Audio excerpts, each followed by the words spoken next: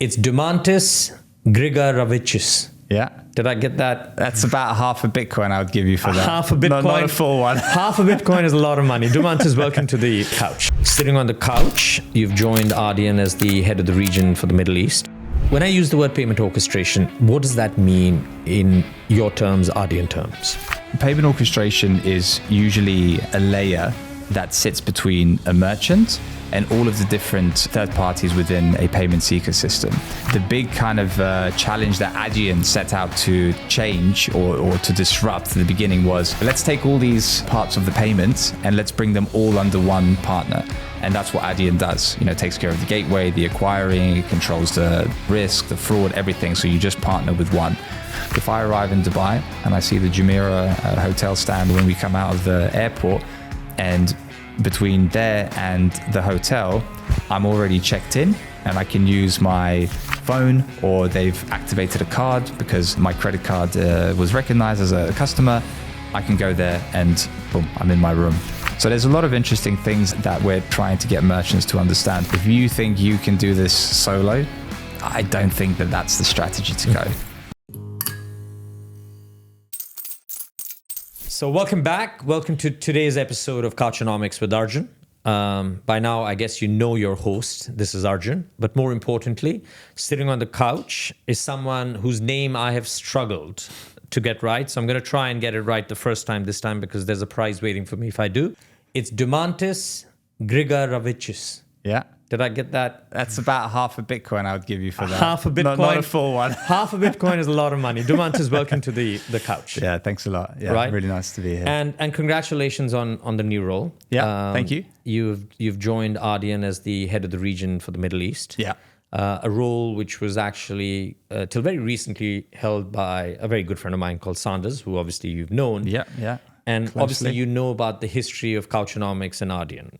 Yeah. You guys were, I guess, gracious enough to help me incubate this show 3 years ago. Forward thinking. Right. Well, I don't know about that, but thank you for sticking with me for the last sort of 3 to 4 years, which is great. But always good to have a new face on the couch, as they say. Yeah. So I guess my first question is, how does it feel in the new role?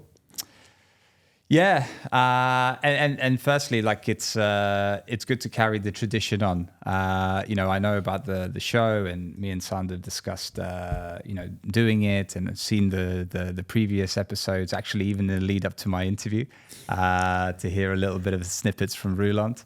But yeah, no, the role's been amazing. It's been very full on. It's a really busy period of time now within Adyen. But to be honest, I mean, it is what it is. I think it's a great time to come because you will learn a lot, and I can definitely confirm that has been the case. The team's been amazing. Obviously, working with Sander, who's frankly a legend within Adyen, is also a fairly privileged position. So yeah, no complaints. I think it couldn't be set up better. So yeah, no, you're right. And I think, we were talking just before you started saying that this is, quite an intense period. The year is coming to an end. Plans for next year is being made.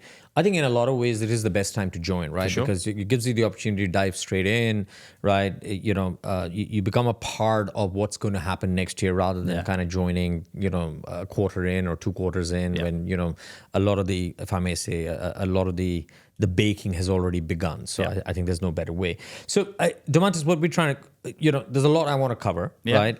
It's hilarious, right? Payments is the original poster child for fintech, but it currently, continues to evolve and change constantly, right? And I think I was reading a very interesting JP Morgan report, which is sort of payments is eating the world, right? For me, who's been in payments for the last 15 years, every time I've actually thought that, now things are getting a little steady about payments, something new comes around and kind of disrupts the market, right? And usually the disruption is quite, if I may say, massive, because it sort of underpins economy these days, right? Payments kind of become very intrinsic to commerce, right? It's hard to kind of split it out. So if you don't mind, what we'll do is we'll start a little bit at a macro level, right? I want to kind of hear your views on what's kind of happening, right? But we'll focus ourselves to the UAE, maybe the wider region, and I know there's some interesting things that you're doing with some wider market, or bigger markets which are close by. But if you were to paint a picture today, taking the Middle East and the UAE as a context, what are some of the interesting shifts and trends that you guys are seeing that you feel is defining what the market is today and, for the next 3 to 4 years? Yeah, frankly speaking, a lot. I think the biggest change is obviously, the extreme change from spending habits, the move from cash. Like everyone knows, the UAE, even when I landed in 2018, was so heavily cash. In a space of a couple of years, I remember it very well. We suddenly went from cash cards to just everything on Apple Pay. So the speed is like insane within the UAE. Buy now, pay later exploded, and it's continuing to grow. We're seeing account to account.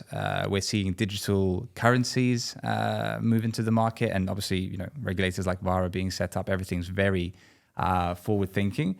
So yeah, there's definitely been a lot, but in some senses, it still has a lot of room to grow. And I think we see it all the time. We have conversations with merchants. We can kind of see the thought process, how they view payments. And I think there's still quite a lot of differences like between some of the markets that we operate in and the UAE, which for me is exciting because, to be honest, when I was looking at Adyen from the outside in, I was like, this company has got it nailed on. They're winning. But the really exciting and interesting thing throughout the whole process before I joined was, there's a lot of stuff to still be done. And that's not even taking into account any other changes that are going to happen over the next few years. And then the other big thing is obviously e-commerce. It's grown a lot. Big players like Noon really getting a huge market share.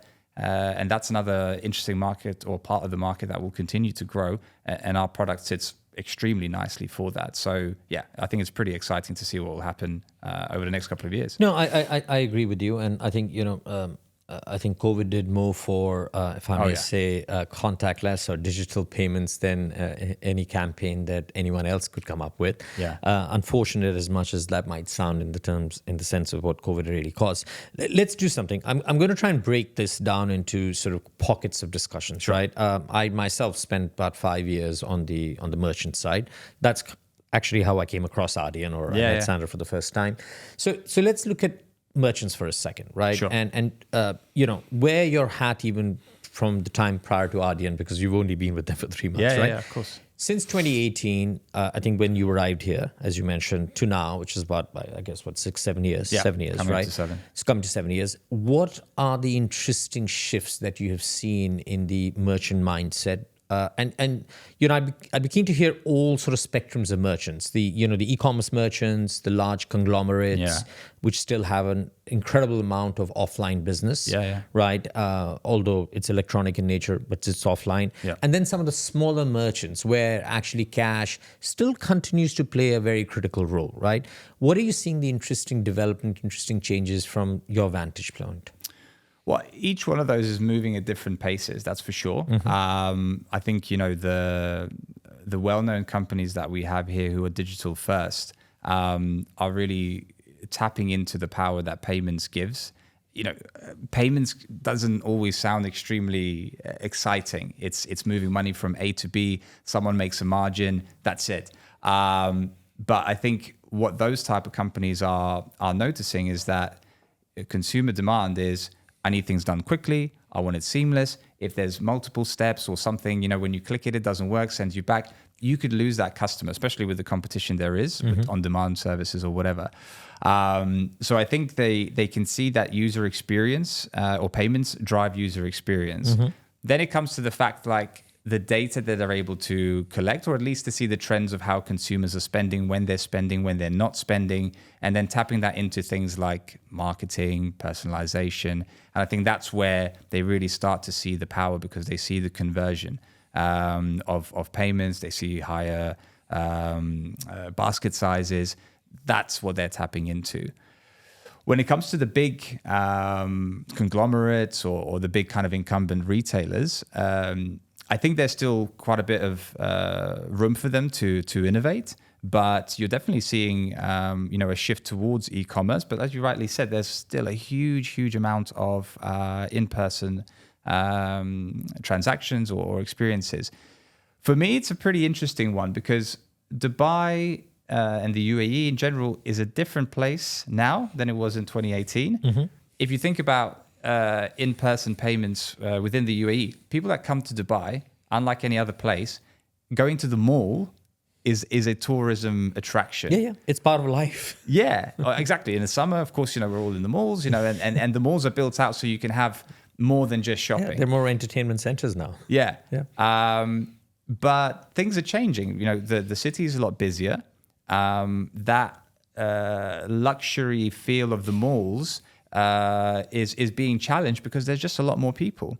So when you go to shops, when you go to make payments, when you go to your favorite brands, there's more queues.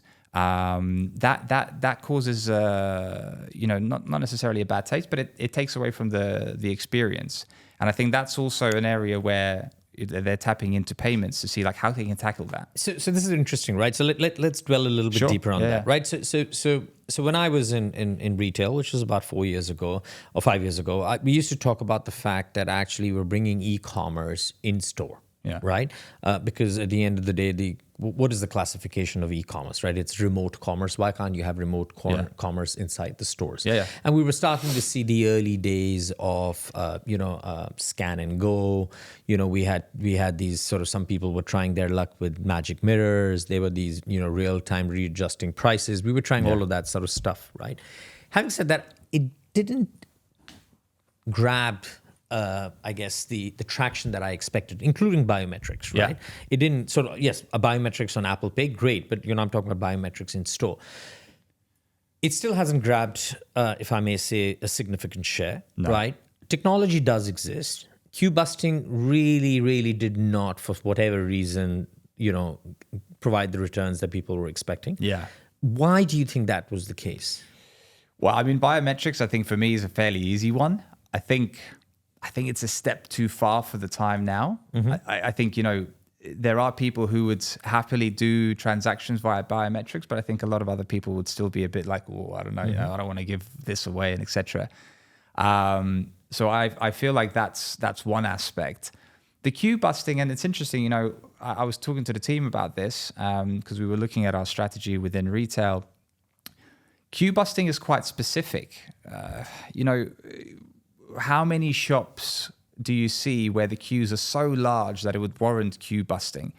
Only if there's maybe an exclusive launch. Let's say you have a gaming merchant, they release a new game, whether it's FIFA or GTA or whatever.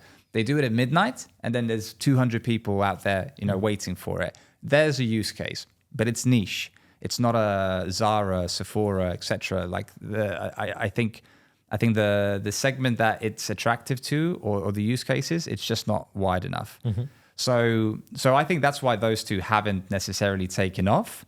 That being said, I don't see why you couldn't have the optionality of it there if you have the right partner. So, you have your in-store payments, whether it's with a terminal, mobile POS, whatever. And when you have these type of Black Friday, White Friday, Yellow Friday, whatever you have, you could maybe use something like that to tackle those things. But yeah, I think that's part of the reason. But I think, going back to that point of the experience, I think merchants are starting to realize that, payments does play into the experience in the store, especially for brands which are, maybe not necessarily luxury, but upper market. Because their whole USP is you come into the store and you feel quite exclusive for it. If you go there and there's 20 people and no one really to talk to you, to show you the product, to show you around, you feel why am I paying this extra price? And that's a lot of the conversations we have sometimes with merchants to say, hey, how do we bring that back? Whether it's with tap to pay or whether it's with mobile POS, how can your sales executives walk around and give that experience and not have these huge queues to take away from that luxury feel? Okay. The other area which we had started seeing traction, and we still see some level of traction, was the ability to use data or the payments data to help refine your, whether it's your trade marketing strategies, it's your pricing strategies, so on and so forth. Have you actually seen any genuine evolution among the merchant body in their ability to ingest that data or digest that data and turn it into knowledgeable action?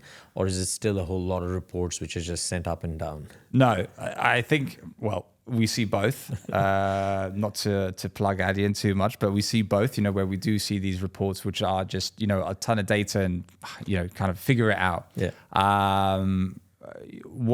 What we do provide is a unified view, as I'm sure you discussed with Roulant and have an idea. But when you have a retailer who's online and offline, they rarely have a view of an online customer coming in store and making a payment, which actually is quite strange in this day and age. You think like, oh, that's a big gap, but that is the case. And we can give them that unified view. They can have like a customer DNA, that they can follow and they can see the trends. They could see someone looking online at something, maybe something higher value, and they can see that they never check out for higher value goods. But then you see they go in store. So straight away, that this person has a characteristic that they don't want to buy something that's like above a certain price. And therefore, you can then identify, these are my customers that have this behavior. And when they have certain sales or promotions, they can market to those type of customers to encourage either coming to store, because maybe there's a discount or there's some kind of limited offer, or there's a high enough discount online that might tip them into buying online rather than abandoning the basket and maybe coming to the store. So there's definitely use cases that we've seen, and you're seeing people, you're seeing merchants really use that data now. Not enough, right? Not enough, because if I may ask, why do you think that's the case? Is it just because they're not trained? They just don't have the habit to? Yeah. Is it a capability gap? Is it that they don't trust that data? They feel it's not wide enough? Yeah, it's probably a combination, right? For some merchants, it is a bit overwhelming, and it's also like, we also have to be empathetic, right? A merchant, if you put yourself in a merchant's position, their sole job is not to optimize payments. Like, you just have to get that. So if you lead the conversation, big data, we can do this, we can do that, you could sometimes risk that you're 2, 3, 4 steps ahead of where they are. They may just want to be able to transact quicker, or to have a nicer terminal, or whatever. So I think there's definitely like a little bit of an overwhelm, and I think the market does need to, or will mature over time. But also, habits are different in the UAE. People do like going to stores. And so maybe the need to have this data hasn't been that great, because at the end of the day, if you're a big electronics retailer or clothing brand, you have plenty of people coming into your store because you're in all the big malls. And as we said, malls are popular. So they might not feel there's that demand. And I think we're always in a discussion with them to say, okay, what you do is good, but could it be better? That's always kind of the question. And it's just about quantifying, what does better mean? And is it worth my time and my resources and my roadmap, and putting this in front of this, and actually like saying, okay, let's focus on this. No, I agree with you, right? So whatever it's worth, and this is not for me to actually preach here. I think what we realized was, or at least my mantra was always, that treat payments as a part of commerce. Yeah. Right? And therefore it'll allow you to make payments invisible. I don't really care whether the person comes online, offline, or it's a hybrid customer. At the end of the day, that customer needs to be serviced. And I think the real value of data, which was coming out of either our loyalty programs or our payment data, was 2 or 3-fold. How do you reduce your cost of customer acquisition? Yeah. Right, which itself is, I think, a big challenge. How do you not over discount? Because there was always this habit. There's a herd mentality towards discounting, well beyond just the Fridays and the Thursdays. Yeah. I'm talking about. And the third was, are you actually seeing the necessary return on the marketing effort that you're making? Because they're carte blanche programs. I think, and what we started seeing with some of the brands which are within our stable, and there was quite a few of them, I think the merchants who were able to take that attitude were able to then use that data, because they weren't overwhelmed. They didn't see things differently. Yeah. In any case, you made a point earlier, which I wanted to come back to, where you said, a number of alternative form factors is slowly and steadily, capturing the people's imagination, right? Yeah. There's cash, there's cards, swiping, there's contactless cards, there's Apple Pays and Samsung Pays. Soon enough, there are prepaid cards, closed and open loop ones. Soon enough, we'll have other forms of digital currencies, which we want to pay for. Now, that creates two kinds of interesting dimensions. On the merchant side, there's this concept of payment orchestration, right? Yeah. Which is capturing people's imagination. And obviously, I'm going to dwell deep. And the other is, if you take it from a consumer perspective, there's even more complication in terms of channel of choice, right? The time they like to transact, right? They might start their journey, as you said very correctly, online, and they might end the journey in store because they do their sort of initial shopping, and then they don't want to stand in the shop for too long. They just go in, they pick up what they want, and they go out, right? So let's deconstruct payment orchestration a little bit. So I'm going to ask you to sort of educate the people listening in. Yeah. When I use the word payment orchestration, what does that mean in your terms, Adyen terms? Yeah, so payment orchestration is usually a layer that sits between a merchant and all of the different third parties within a payments ecosystem. The big kind of challenge that Adyen set out to change or to disrupt at the beginning was, let's take all these parts of the payment and let's bring them all under one partner. And that's what Adyen does. It takes care of the gateway, the acquiring, it controls the risk, the fraud, everything. So you just partner with one. Orchestrations go an extra layer. They obviously put hundreds of payment methods, hundreds of different providers, depending on which part of the region you're in, and then gives one point of contact or one interface that a merchant would be able to then use. And the biggest benefit, that we historically have seen is that authorization rates are increased.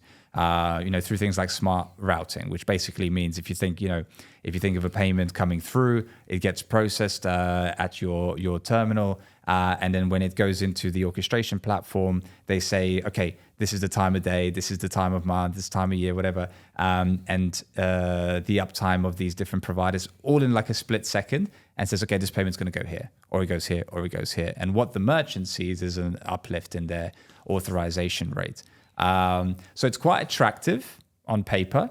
A lot of big merchants build their own orchestration platforms. So it's not something that's like super new. It's just something that's become more accessible to businesses who maybe don't have the same size of technical team that a Spotify or a Netflix has, where they can just sign up with one partner. They can select which methods they want or which providers they want in the background, and off they go.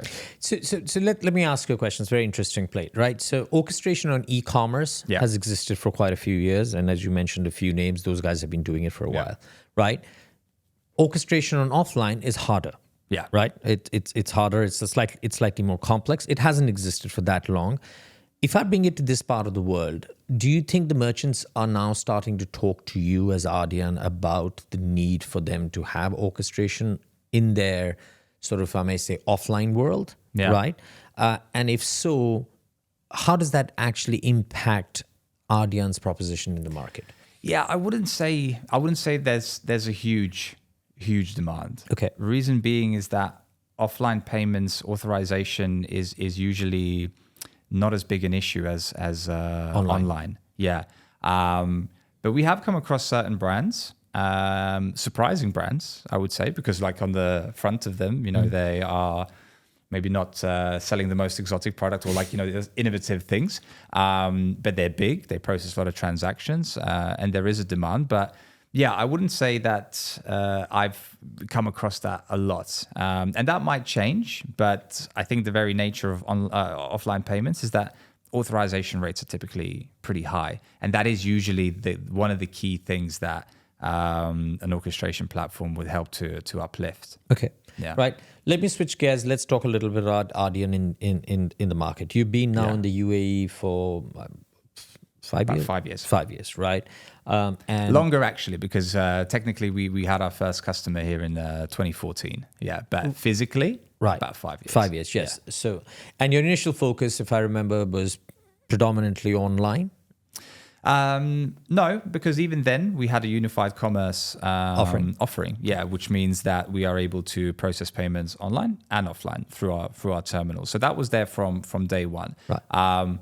You could argue, we were a little bit more well known in e-commerce, or maybe the way that the brand was perceived that it's very kind of online. But at the point of entry into the UAE, unified commerce and the in-person payments was already something that was around for a number of years. Yeah. So going forward in the UAE, what do you see as the areas of focus? Without having to tell us your entire strategy, right? But so how do you see actually this whole payments world evolve from your lens in terms of what Adyen's strategy is? And then I'm very interested to hear a little bit of an angle that you guys have said was that you are looking from the Middle East to work with some of the large markets which are in the wider, if I might say, Asian region, right? Yeah. But let's have that as a second. Firstly, a little bit more about the UAE. Yeah, I think our strategy is first of all, our approach is very long term. So we are really looking for merchants who are thinking about implementing something that's going to be long term. So client product fit is a big thing for us. And so digital first companies are an obvious choice because they really enjoy the simplicity of the technology we offer. They really get the value proposition. But then there's also, I would categorize kind of as where we can improve experiences. So hospitality is a key one, right? Because it's actually quite a complex flow. There's a lot that's happening. You're checking in, you're paying, there's pre-authorization. Pre-authorization gets reached, another authorization happens. There's a mini bar. There's so many steps. And that's really where our platform comes in. Back to that whole unified commerce piece is that, you can see your customer transacting in all different aspects within your ecosystem, online, offline. So I think that's definitely an area that we are focusing a lot on because it also ties into experience. So, we're present at Aqua Venture. And it goes back to my point of what I was saying, sometimes payments is quite, it's just A to B, someone makes a margin. It's actually, one of those things that, you almost like don't want to talk about it in that way. But what was really cool is you take it back a little bit and you think, okay, I go to Aqua Venture with my family. There's two ways that this day could go. Let's say I'm handling cash or cards or whatever, I'm giving cash to my kids. It goes in their pocket. It gets wet. It's out. My wife's upset because we've lost 200 dirhams, or my son goes off with 100 dirhams and buys 100 dirhams worth of ice cream when I said he should just get lunch. It sounds silly, but that then turns into a bad experience at the end of the day. And I'm like, I don't want to go back to Aqua Venture. But because we have created a solution where there's a wristband, for example, when you come in, you top up the wristband, you give everyone within the family or your group a wristband. If you're with kids, you can tell them, okay, you can spend 50 dirhams, you can spend it here, here, here. That's it. Off you go. Enjoy. And what that comes back to is at the end of the day, everyone's had a good time, had a good experience. And I think this is also what we're trying to tap in with a lot of merchants. Some really cool stuff that's happening with hospitality is the check-in experience. We all know what it's like. If you think about it, it's actually not great. Like you fly, you take a cab, you arrive at your hotel, you stand in a queue. I just want to get to my room. So there's really cool initiatives which we're looking at where you can do your check-in online. You could even use your phone to get into your hotel. Yep. Maybe there's kiosks. And all of that ties back into experience. If I arrive in Dubai and I see the Jumeirah hotel stand, when we come out of the airport, and between there and the hotel, I'm already checked in and I can use my phone, or they've activated a card because my credit card was recognized as a customer. I can go there and boom, I'm in my room. So there's a lot of interesting things that we're trying to get merchants to understand. So I think that's more of like a old school industry, which we're trying to innovate in. And then there's a lot of cool stuff with. Let me ask you a question there, right? Brands. Because so I used to have a bugbear with that, right? Okay. So, with the hotel check-in? No, not hotel check-in, right? So most payment companies, and no names to be taken, would turn around and say, let us tell you about, how you can make the customer experience better or the customer journeys better. But they had no demonstrable track record, demonstrable expertise in understanding how I operated, let's say, a furniture company, right? Or how I ran an automotive showroom. Yeah. right? Or how I ran a travel agency, right? So are you guys investing a serious amount of, I guess, effort in hiring people who come from different industries, who actually really understand? And I say this because I've actually had to walk people out of my offices who've tried to come and tell someone who runs an F&B outlet on what's the right thing for him to do or her to do in running F&B. And when I've asked some very basic question in terms of, do you really actually understand how F&B companies make money? Their answers are, well, that's a strange question to ask, Arjun. So give me the answer. So how are you fixing that sort of gap in knowledge? Look, I think that's always the challenge, right? When you have having a good product and working at a company like Adyen, it's a double-edged sword. Okay. Because the product is great because you work there and you see it work, and we have all these amazing use cases. And sometimes you can fall into the trap of here are the use cases I know are amazing, and instead of listening to the customer, you're just trying to give them one of these amazing use cases because you think it fits best. So I think it's definitely a trap that commercial people can fall into. So what do we do? I mean, one thing is, we really challenge each other at every part of the sales process to check certain criteria that are we actually on track to give this client value? Have we validated what we think is the truth to actually be the truth? And doing that at different stages. That without any specialism. Then back to your point, 100%, we do look at people who do have certain specialisms, but that's not always, I think, a very straightforward route, because they may have a good knowledge of the industry, but it's still difficult to connect where payments can fit into that. So I think there are challenges, but checking in on the process to see how we're doing and how we actually validated information is the key thing with the people that are in the decision-making power. So these are some of the things that we've and I do appreciate it. And I think it is a challenge. It's not one fix, but I think one thing I can tell you is that I think the payment charges go out of the window from a merchant's mindset if you start solving his problems. 100%. Right? Yeah. Because then he's not bothered about 20 bips on the interchange. Bigger. Exactly, because for him or her, you've solved the customer journey. As I keep going, you've either solved their CAC issue or they've resolved their authorization things and so on and so forth. And I think the more payment companies start to appreciate that, I think it becomes easier. And that's what's going to lead me to the next question, which is, you've got this sort of growth of social commerce, right? So again, I'm going to ask you two-part question here is, firstly, how big a trend is social commerce, right? We read a lot about it. You experience it firsthand, right? Specifically in this region. I hear that TikTok shops in the US has just, gone through the roof in the sense. And which is hilarious because it's actually just QVC. True, but that's the funny thing about a lot of this stuff. 20 years later, it's all back. It's like bell bottoms, right? Hold on to your bell bottoms long enough, and they'll be back in fashion, right? But how big a social commerce, and what, if any, implications does that have, right, to players like Adyen and others, in terms of having to realign and re-engineer the way you engage with the client, the way you sell your platform or your products? Yeah. So I think, first of all, the products we offer fit into social commerce because, whether it's payment links, whether it's actually putting in a checkout experience or anything like that, it's already available. If there's something new that needs to come in, I think the way that we always would look at it is, can it apply to other use cases? Because, one of the parts of the Adyen formula is we build for the good of all merchants rather than one. That sounds very Hollywood, but it's a simple methodology of just keeping things simple, not overcomplicating the platform.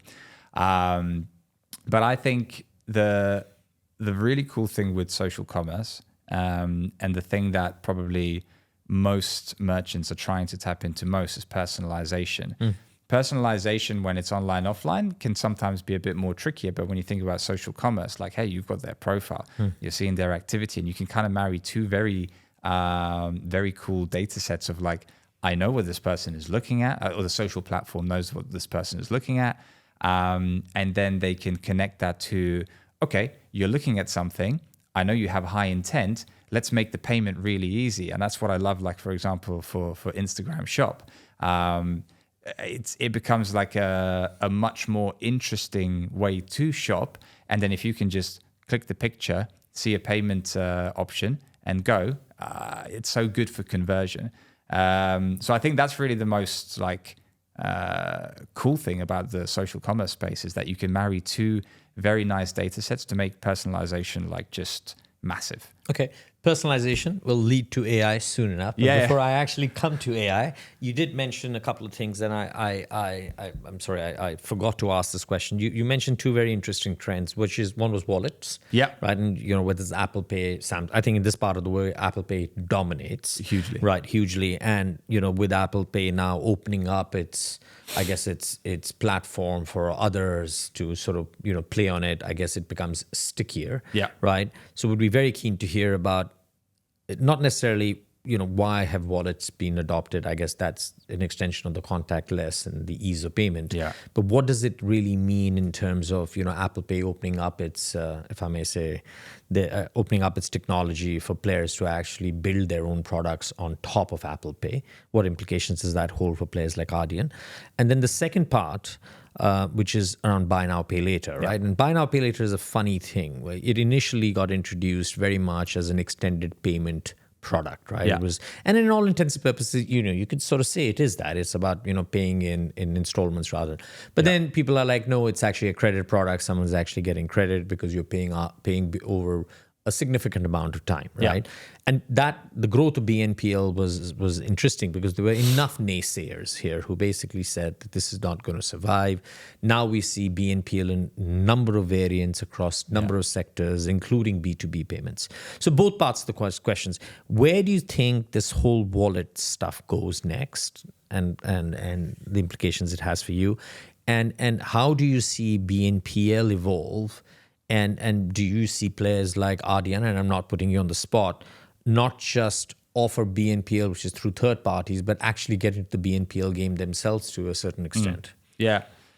I think one really interesting thing about wallets in this part of the world, in comparison to Europe, I'll use the UK as example because I know it is the surprising thing that we saw is how much people are willing to spend per transaction. Limits, right?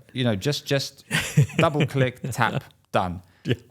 Enormous. Like, hundreds of thousands of dirhams. Yeah. I remember. In a double click, Face ID, boom, 600K. Yeah. Like, wow. Like, people actually want to pay these type of things with card. And the reason I mention it is because these are the kind of like really interesting nuances to understand about a market, because then you start to think like where your product can fit. Because you could look at an industry and say, no one's going to pay those amounts with this, with Apple Pay, with Google Pay, but you'd be wrong. Yeah. And we discovered that, and that's a really interesting part of the verticals we're looking at, or which verticals we are looking at. It makes a difference towards the way you manage fraud. It makes a difference in the way you're routing your payments, because it was unprecedented. I remember when it launched here, I went back to the UK and I tried to make a 50 quid transaction, and it just kept bouncing off, and I was like, why is it bouncing off? It's only like whatever 50 quid is, like 400 dirhams, right? 200 dirhams, something like that, right? 220. And I was like, what's going on? And 5 days before that, I had just transacted whatever 3,000-4,000. I paid my kids' school fees, right, on a single transaction. So, so what does that really mean then? Then how does it manifest for yourself? How do you then adapt your platform? Because one of Adyen's philosophy is this single platform approach, right? Yeah. So how do you continue to sort of, if I may say, indigenize or localize this platform for these nuances? Well, I think a lot of the the way that the platform is used is quite similar across markets. You know, okay, we're talking about different values maybe, but you know, we have, let's say, a very extensive fraud engine. So when it comes to higher transactions, you know, we are well placed to be able to process them without adding additional risk to ourselves from a transaction monitoring perspective and so on. So I don't think that there is a huge amount of localization outside of like getting onto the right local payment methods. And I think that's, again, part of the ethos for the platform, is to keep it very streamlined and similar across all those markets. The part around, you know, consumers wanting to do transactions with Apple Pay, for example, for high transactions, it's two-sided. One is that consumers want to gain things like points, which leads to loyalty and the power of loyalty, or you know, certain cashbacks or whatever for cards. And the other is that merchants want to get their money very quickly. You know?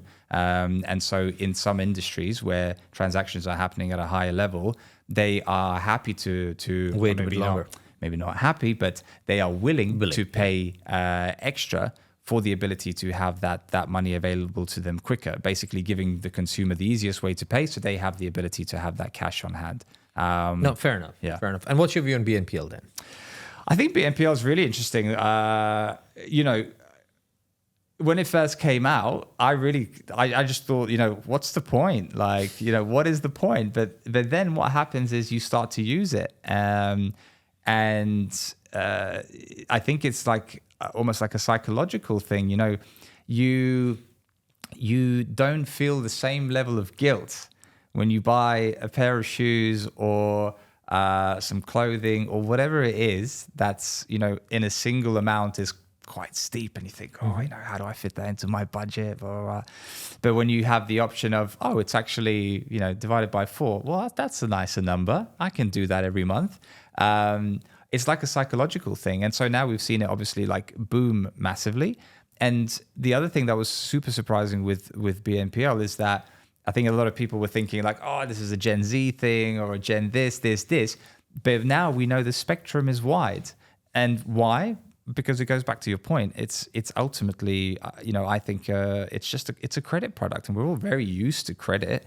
And in this instance, you know, someone who's 18 and someone who's 50 are happy to use it because, yeah, they're comfortable with the way it works. For me, I think, you know, a lot of people in the credit market and the consumer credit market don't actually fully grasp the challenge of what I call the liquidity gap, right? They look at funding gap, right? They don't look at liquidity gap. And the issue here with liquidity is you're paid usually once a month. Your expenses are every day, right? So there are times of the month, if I may say, where you're illiquid, right? And I think BNPL actually solved. So I'm not giving any kudos to me and my team, but when we actually saw Tabby come around, and then Tamara soon after that, we jumped at it with our merchants because we said, you know something, as you said correctly, here's a market in the UAE, everybody has a credit card. The credit card companies were too busy making their 40% APRs, right? And so wanted people to revolve, but unfortunately, No need to innovate. Right, huh? No need to innovate. No need to innovate. And they had EPP. They had EPP for, I don't know, for a decade before BNPL came around. But here was BNPL, which covered a bigger market, so it covered everybody. So it was credit on your debit card in a roundabout manner, if you want to say it, right? And it allowed allowed small transactions to go through because you couldn't make the 10,000, the 15,000 dirham transaction, but you could make the 1,500 dirham transaction, 1,000. And it was spread over 4 installments, which was, long enough, but not that long. So we basically said huge, and I'll be one of the categories we saw, and I can't name the merchant out here, they sold kitchens. We actually saw a 20% jump, not necessarily in the number of kitchens we sold, because it's not like people start changing kitchens just for the sake of it, but the value, the average transaction value of the kitchen went up 20% because people were able to buy that one little item more on their kitchen, right? Which they wouldn't have otherwise because they would have had to pay at the end of the month because they didn't necessarily want to revolve at 40% APRs. So I do think it is. So do you guys see... And you power BNPL, right? You have all the BNPL platforms on it. Do you see payment players get into the BNPL game at all themselves, or do you think they see themselves as facilitators? I guess it depends. You asked the question. You said, would Adyen move into that space? And hey, look, in other markets, we do have a funding product, which is more like I guess credit line type thing for businesses rather than a BNPL. Yeah, I know you do. Yes, but it is very possible. I think you just need to have the balance sheet and the right way to assess the risk. And I think there's that trade-off because, okay, if I'm a payments company, I could create a BNPL product. I could build everything, but do I really need to? That's the question mark I think that most would ask. And when you have such big established players in a market already, unless there's like a really great commercial incentive, I feel like partnering is the better route for them. But it's not to say never. I think it's very possible. And I agree with you. And I think that brings me to my next question is obviously, I've had several conversations with Adyen. I've been on the other side as a customer of Adyen. So, I have a little bit of understanding. It was a while ago. But how do you take, and if I take the local market, how do you see, you becoming a part of a bigger ecosystem, collaborations, partnerships? How important are those from your perspective? And maybe you can just take a wider payments perspective. I don't have to put you on the spot and say it's Adyen's view. To be sort of, competitive in this game, because let's be honest, payments it's a hyper competitive market, right? Yeah. So how important is these coalitions, collaborations, ecosystems going to be going forward? Yeah. And where do you think you will collaborate more and less? Yeah. Well, I think it's massive. Like you said, it's hyper competitive. If you think you can do this solo, I don't think that's the strategy to go. And I think, that's my personal view, even in my previous roles. A partnership network, an introducer network, whatever you want to call it. For me, it was a no-brainer. Within enterprise sales, it's honestly a must. So we do partner a lot. When we look at a new vertical or a new space, after identifying that and maybe who's the champion of that within the team, the next thing is what partners do we need and how do we find out? Because I think we have our own statistics where any deal that has partnerships involved has a 50% chance of converting. Rather than, I can't remember the number, but let's say, 15, 20, whatever it is, it jumps up a lot. Because it goes back to what you said, you start solving issues for the merchant. Instead of telling the merchant, and to take a big merchant, an oil tanker of a merchant, you have to go that way. It's like, instead you say, oh, actually, we go that direction, but we integrate with XYZ or we partner with XYZ. It's a really powerful approach. So for me, it's something we'll continue to do. And I think within this market, we already have a lot of partners for the verticals that we work with. But going into next year, we have some new verticals we'll be looking at, which we don't have partners. And so we'll actively go out and get those relationships because they're super valuable. And in the UAE, the really interesting thing about this market is like, it's still a very word of mouth type of market in a way. It's very visual. So, if I see you, I'm kind of more interested in speaking to you. Being digital only can sometimes be quite challenging. Also quite challenging for Arjun because it's, I think for a long time, it's enjoyed this kind of image of, we process everyone's payments, but you don't see us. But I think, we, especially in this market, we need to be more visible and we need to share the successes that we're having because I think that helps other merchants to, basically be interested in having a chat with us because we have a lot of great success stories. Are we sharing them enough? I would say no. And I think that's another big part that I would like to do. But that goes back to that point of, yes, we want to have partners. We want people to be comfortable about us and not feel that amplifies the message. Yeah, that we're just here. We're a European company that's just here to service a couple of clients and that's it. No, it's not. Yes, we do have a methodology of bringing large merchants into markets, global merchants into markets. But when the market is as vibrant as this, and there's plenty of players we want to work with that are local. Yeah, and it's vibrant and it's dynamic. It's interesting you say what you say. So I'm just going to coin this sentence. So as payments get more invisible, payment providers need to get more visible.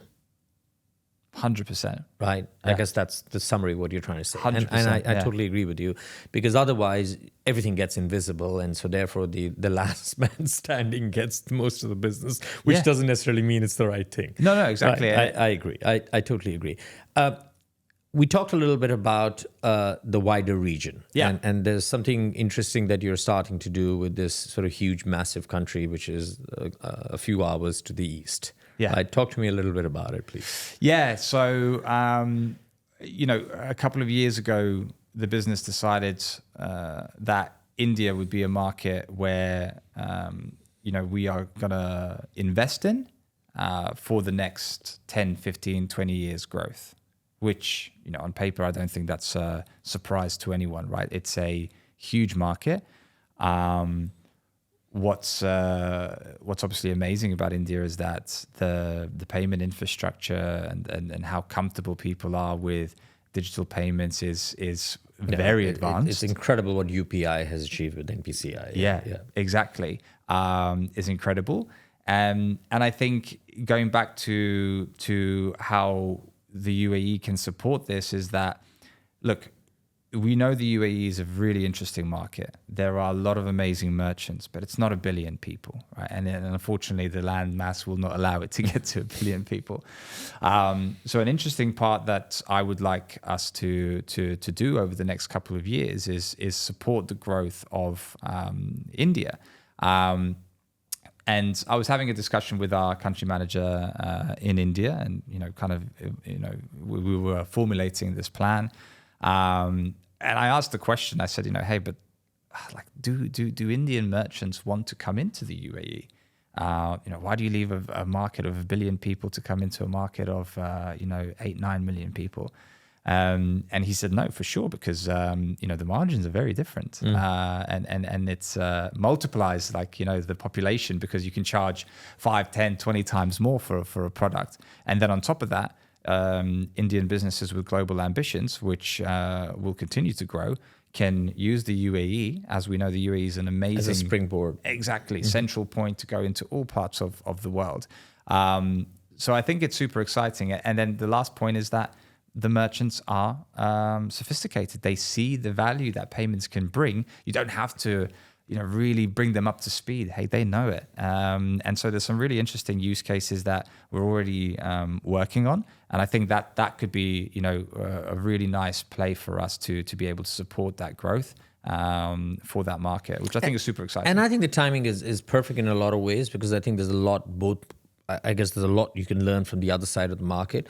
We've obviously heard NPCI is now working with Al Ittihad Payments on I guess the domestic scheme, and I think they with Brazil are the poster childs for account-to-account payment or faster Everyone's payment, chasing instant payments. So I think I think it is an interesting collaboration, if I may use that term, and so on and so forth. So I know I've kept you on the chair for a while. One last question. Yeah. What do you see as the big challenges for 2025 for the entire payment sector in the UAE? Yeah, I think one of the biggest challenges is that really understanding for merchants to really understand the value of payments. I think there's still a lot of old style thinking. And I think that some businesses will get caught out because other businesses are already thinking about it. I think, payment companies also need to think about how they position themselves when it comes to account-to-account transfers, which is something that's going to be happening in the UAE. And then, the challenge of digital currencies. I think it's still quite early, but with the UAE, things can move so quick. So I think these are a couple of the things that are challenging. But at least I would say some of the really awesome things that have been happening is that the regulator has been really fostering the innovation of payments within the UAE.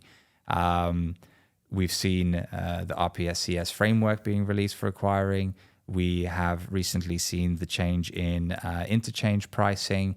All of this is going to help drive innovation, and consumers are driving it from their side, and the regulators are basically saying, "Yep, we support this, and here are the things that we're doing." So there are challenges, of course. There always will be. It's payments, as you say. It's hyper competitive, and it will continue to be. But I think it's also a pretty awesome foundation to build on. So yeah. No, I agree with you. I think 2025 is going to be as interesting as a year as 2024 was or as 2023 was, right? I think payments will continue to disrupt. I love the fact that there's so much sort of embedding of payments which is going on. We talked a lot about it. I think there's convergence between payments and commerce, of all sorts of commerce. Yeah. We didn't get time to talk about AI commerce, but we'll save that for the next discussion because I think we're maybe a little bit away from there. There's all this stuff happening with agentic AI and autonomous AI and so on and so forth. So I think there's a lot ahead of us. I also think that I'm very, very keen to see what this consolidation between Network International and Magnati, how that's going to play out, because I'm sure that's going to have a role to play, because I think between the two of them, they'll consolidate nearly 60 to 70% of the acquiring market.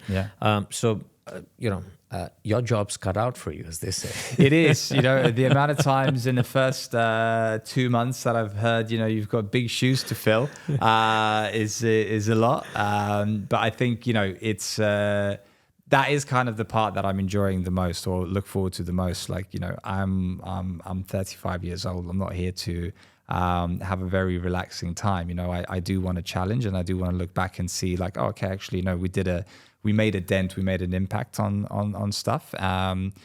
And yeah, there is a lot of work, but should be good. No, I think, and you have an awesome backing. Your Adyen continues to impress globally. So I think you're not sort of on your own. I'm not alone. Yeah, absolutely you're not on your own. Yeah, Daumantas, thanks a lot for coming in. Pleasure. I'm sure we will talk more, and our paths will cross again.